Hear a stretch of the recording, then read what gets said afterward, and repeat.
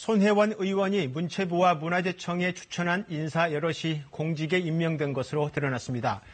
국회의원이 피감기관에 사람을 추천하고 임명돼 여러 뒷말이 나오자 문화재청이 자유한국당도 추천해 선정됐다고 밝혔습니다. 장혁진 기자입니다. 문화체육관광부 산하 한국공예디자인 문화진흥원. 지난해 초 사무처장에 손혜원 의원이 추천한 조모 씨가 임명됐습니다. 국제공예비엔날레 감독 출신 조 씨는 2015년부터 손 의원과 친분을 쌓은 것으로 알려졌습니다. 그러나 공무원 출신이 주로 맡아온 사무처장 자리에 전시 전문가 임명은 이례적이었습니다. 그 절차에 맞춰서 오신 분이시거든요. 그래서 사실 내부적인 반발이 있었다라고 사실 말하는 거는 저희도 사실 난감한 상황이에요. 문체부는 2017년 말 사무처장 공석이 길어져 도종환 장관이 직접 손 의원에게 추천을 요청했다고 밝혔습니다. 50명 규모 산하기관 간부 후임자를 장관까지 나서 찾았다는 겁니다. 공예 쪽에서는 상당히 왕성하게 활동하는 40대의 중반의 젊은 장관으로 그런 사람이고 전문성을 갖고 있다고 판단했기 때문에 손 의원은 또 지난해 무형문화재위원회에 지인 4명을 추천해 2명이 위원과 전문위원으로 위촉됐습니다. 그런데 전문위원 이모 씨는 손 의원 남편의 재단 이사입니다. 한 전직 무형문화재위원은 문화재위원에겐 문화재 지정 권한이 있고 지정되면 작품 가격도 10배까지 뛴다며 이해충돌 소지가 있는 의원 추천은 적절치 않다고 말했습니다. 문화재청은 추천은 관례라며 염동열 자유한국당 의원 추천 인사도 무형문화재위원회 전문위원회에 선정됐다고 밝혔습니다. KBS 뉴스 장혁진입니다. 이번 손혜원 의원 파문으로 불거진 공직자의 이해충돌 논란이 자유한국당으로 옮겨 붙고 있습니다.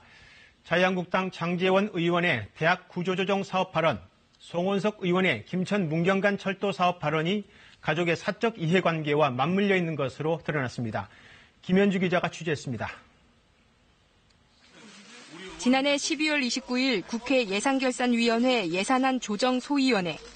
대학 구조조정 사업을 놓고 한국당 장제원 의원이 교육부 차관을 질타합니다. 장 의원은 자율개선대학은 지원금이 47억 원인데 역량강화대학은 19억 원이라며 다 죽이려고 하는 거냐 성토합니다. 두 등급의 지원금 격차를 조정하라며 그렇지 않으면 예산을 삭감하겠다 엄포를 놓습니다. 결국 교육부는 구조조정 계획서를 내야 하는 역량강화대학 지원금을 한국당 19억 원에서 23억 원으로 늘렸습니다. 교육부 관계자는 법정 시한을 넘겨 진행된 국회 예산심의에서 여야의 마지막 담판 내용 중 하나도 이 문제였던 걸로 안다고 말했습니다. 그런데 역량강화대학 후보군 30곳에는 동서대학교가 포함돼 있습니다. 이 학교 총장은 장 의원의 형입니다. 가족이 운영하는 대학과 연관된 문제를 언급한 것이 부적절하다는 지적이 나옵니다. 장 의원은 그러나 동서대 한 곳만을 위한 게 아니었다고 해명했습니다. 같은 당 송원석 의원, 예결위 전체 회의에서 지역구 현안을 언급합니다. 부총리님, 김천 문경 구간 철도에 대해서는 혹시 적극적으로 좀 검토해 주실 용의가 없으신가요? 철도가 추가로 연결되면 호재가 예상되는 김천역 주변. 송 의원은 역 맞은편 4층짜리 건물을 가족과 공동 소유하고 있습니다. 이에 대해 송 의원은 지역구 의원으로서 이미 예정된 사업을 추진했을 뿐 사익을 추구한 적은 없다고 밝혔습니다. 하지만 역 개발로 송 의원 개인 재산 가치가 높아진다는 점에서 이해충돌 금지 원칙에 위배될 수 있다는 지적도 나옵니다. KBS 뉴스 김현주입니다.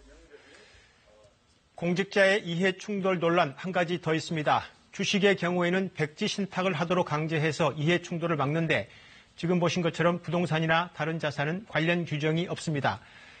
공직자의 이해충돌을 놓고 여야의 공방도 더 달아오르고 있습니다. 이어서 최용훈 기자입니다. 더불어민주당과 자유한국당, 손혜원 의원 때와 달리 이번에는 공수가 바뀌었습니다. 사적 이익을 추구하는데 권한이 이용됐을 개연성이 매우 크다 의혹을 제기하고 있습니다. 두 분 의원님은 이 의혹 제기에 대해서 합당한 설명을 해야 된다. 손혜원 의원의 사건은 범죄이고 그리고 자당 의원들의 이러한 부분은 이해 충돌에 해당한다고 보이지 않지만 그렇다고 하더라도 이해 충돌에 불과합니다. 논란이 생기는 건 현행법의 이해충돌의 기준과 범위는 무엇이고 위반하면 어떻게 제재할지가 모호하기 때문입니다.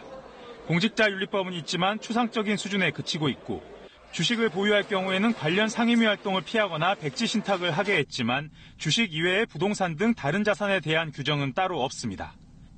공직자의 이해충돌을 방지하는 법조항은 2015년 부정청탁금지법 원안에 들어가 있다가 논의 과정에서 사라졌습니다.